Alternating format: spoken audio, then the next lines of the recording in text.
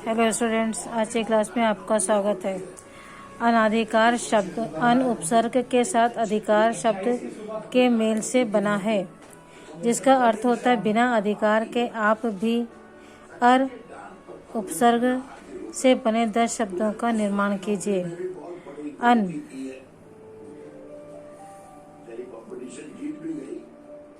अन उपसर्ग से बने शब्द, उपसर्ग और शब्द अन आदर अनादर, अनपढ़ अनपढ़, अनमोल अनमोल, अनजान अनजान, अनबन अनबन, अनाचार अनाचार, अनागत अनागत, अनसुना अनसुना अनसुना, अनंत अनंत, अनभिज्ञ अनभिज्ञ।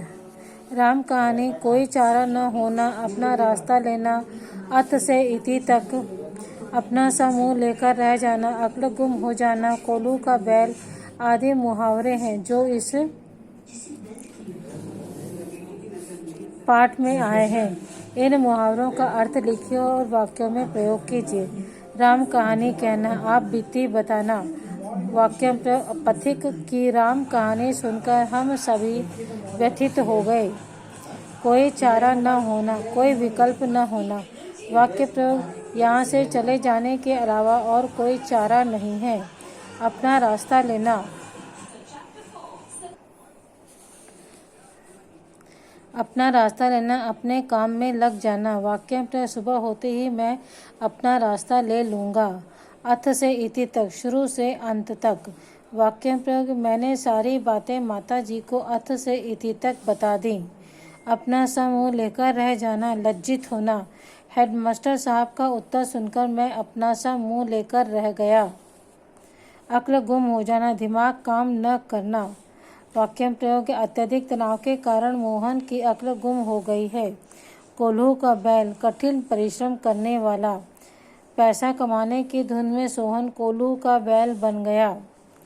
एक स्टूल बैठने के लिए दिया गया और पानी का एक गिलास। जब आदमी को और कोई सहारा नहीं रहता तब बुद्धि ही उसका काम आती है।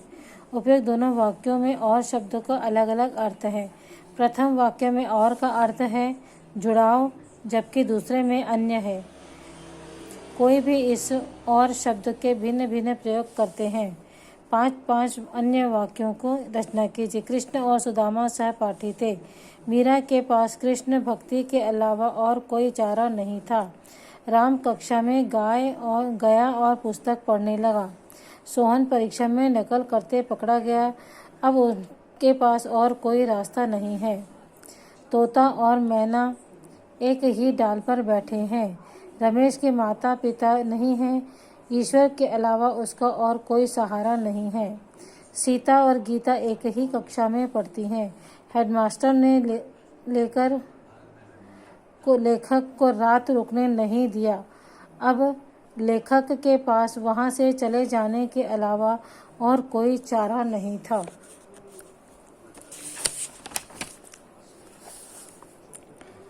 प्रश्न चौथा, सुबह होते ही मैं अपना रास्ता लूँगा।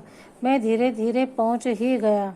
पाठ के उद्धृत उपयुक्त उदाहरणों से में ही निपात का प्रयोग हुआ है। कुछ अव्यय शब्द वाक्यों में किसी शब्द या पद को के बाद लग कर उसके अर्थ के विशेष प्रकार का बल देते हैं, उन्हें निपात कहा जाता है।